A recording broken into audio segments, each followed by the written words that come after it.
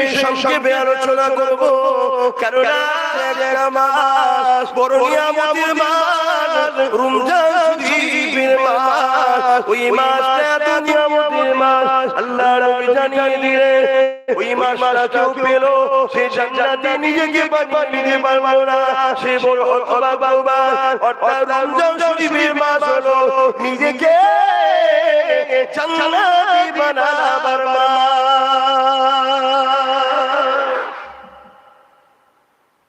জান্নাতি বানাতে হবে তো, হ্যাঁ।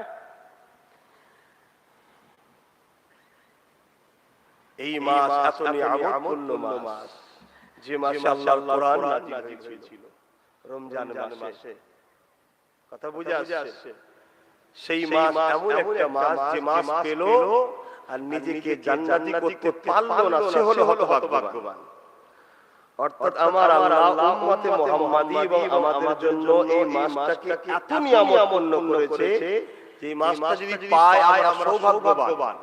এখনো বলতে পারবো না দুদিন বাকি আছে, দুদিনের মধ্যে আব্বাস সিদ্দিকীর টিকিট বাকি চলে যাবে, আমার জানা নাই। আপনারাও কে থাকবেন কে চলে যাবেন জানি না, কিন্তু কেউ যদি পায়, আল্লাহ যদি আমায় মিলায়, বলুন আল্লাহুম্মা আমিন। আল্লাহ আপনাদেরও মিলাক, বলুন আল্লাহুম্মা আমিন। এই মাসটাই কি করা দরকার, তাই তো নাকি? আমরা এই মাসে কি করি বলবেন তো? এই মাসে কি করেন বলতে পারছেন না? রোজা রাখেন, তাই তো? কি রোজাটা কি? সারাদিন না খাওয়া, একটা বিড়াল ঘরের মধ্যে ভরে রেখে দেন, দুদিন না খেয়ে রেখে দেন, দেখেন রোজা রাখি না। রোজাটা কি? সবচেয়ে বড় কথা হচ্ছে নিজের নফসকে কন্ট্রোল করা, নিজের আত্মাকে শুদ্ধি করা। এটা হচ্ছে রোজার মাসের একটা বৈশিষ্ট্য, গুরুত্ব।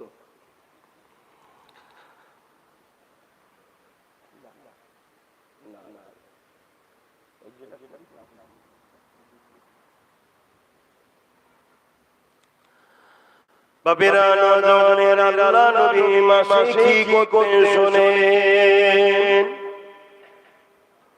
নবী আমার এই মাসে অন্য মাসের তুলনায় আরো বেশি দান করতে।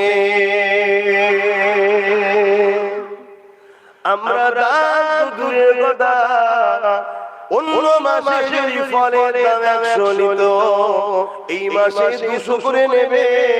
অন্য মাসে যদি এই মাসে ডাকাতি করে,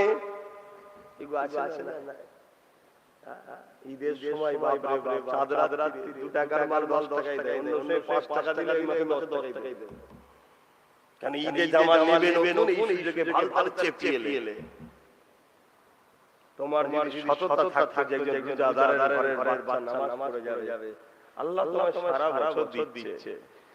আমি মুনাফিক মতো লব, আর সবথেকে উত্তম তো লাভ না নিয়ে অরিজিনালটা দিবা, সে তো জান্নাত কিনে নিল। জোরে বলুন সুবহানাল্লাহ। কিন্তু সে দরদি মানুষ পাওয়া খুবই মুশকিল বাবা। তারপরও কমসে কম মানবতা যদি দেখায়।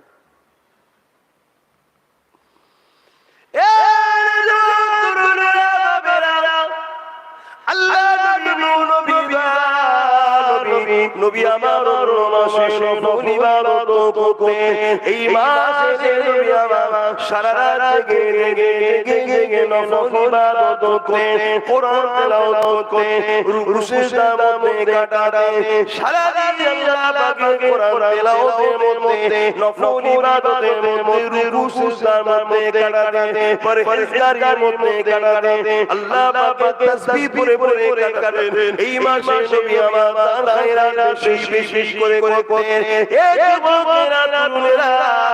আর দুনিয়া দিকে তাকিয়ে দেখো, আর দুনিয়া 11 মাস কাম করে, আর জান্নাত মাসে যা কিছু আছে সব কিছু বার করে দান করে থাকে। ঠিক আছে, ভালোই।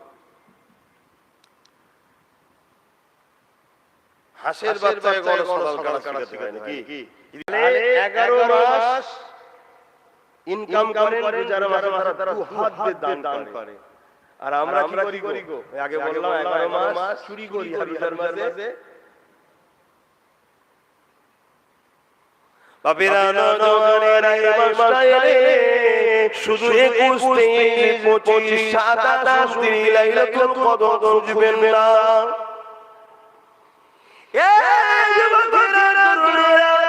অবশ্যই দিনগুলোতে লাইলাতুল কদরের সম্ভাবনা রয়েছে। 27টা বেশি বা মুহাররা বলে, কিন্তু আমি মনে করি সারা বছর আমাদের ঘরের ছেলে মেয়েরা অন্যায় করে তো বেরিয়ে কাটিয়ে দিলাম, কাফুরগিরি তো কাটিয়ে দিলাম, রুকুসে জাদা দেবার সময় পেলাম না, নাদার সময় পেলাম না, আল্লাহর ক্ষমা চাওয়ার সময় পেলাম না। এ আমার বাপেরা মায়েরা, এ আমার বোনেরা ভাইরা, এই মাসটা যখন পাবে পুরো 30টা দিন লাইলাতুল কদর বানিয়ে দাও। 30টা দিন তুমি রাত জাগো, 30টা দিন তুমি আল্লাহর শুকর করো, 30টা দিন তুমি রাত জেগে রুকুতে কাঁদো, সিজদাতে কাঁদো, সুবহান রাব্বিল আলা তাসবিহ পড়ো, চোখে পানি ফেলতে ফেলতে কাঁদো। আল্লাহ স্বামী তোমার দরবারে হাজির, বিশ্বের রাজা মহারাজার স্বামী খোঁজে আল্লাহ তাআলা শাস্তি দিবার জন্য। আল্লাহ আমরা শুনেছি আপনি আসামিদের ঘরে খোঁজেন, তাদেরকে মাফ করে দেবেন বলে।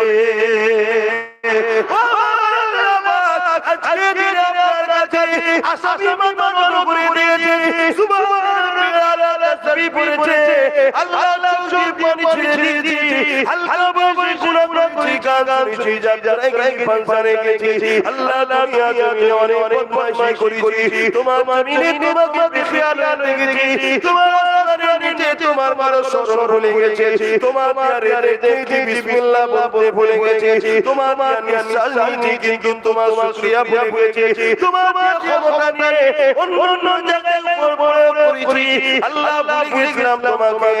আজ রমজান মাসে আল্লাহ তোমাকে সিজদা দিলাম, আল্লাহ তোমাকে রুকু দিলাম, আল্লাহ কোরআন তেলাওয়াত করতে লাগলাম, আল্লাহ এ বন্ধুরা বিশেষ করে আমার ভাই ভাইদের বলে যায়, কারণ আগামী দিন ফিরে আসছে, আল্লাহ সাহায্য ছাড়া কখনো বাঁচা সম্ভব নয়। বাপেরা মায়েরা বোনেরা তাই বলে দিয়ে যায়, এই 30টা দিন এমন করে কোন রকম ভাবে ভুল যেন না হয়, সারা বছর তো হওয়া উচিত নয়।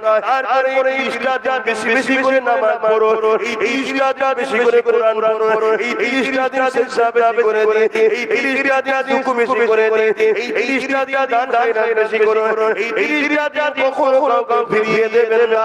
যে আজ থেকে কিছু না কিছু শরীর হবে, এই 30টা দিন আল্লাহর জন্য পুরো কাটিয়ে দিন, দুনিয়ার বন্ধু আত্মীয়তা সব ভুলে যায়, এই 30টা দিন আল্লাহকে বেশি বেশি করে রাখো।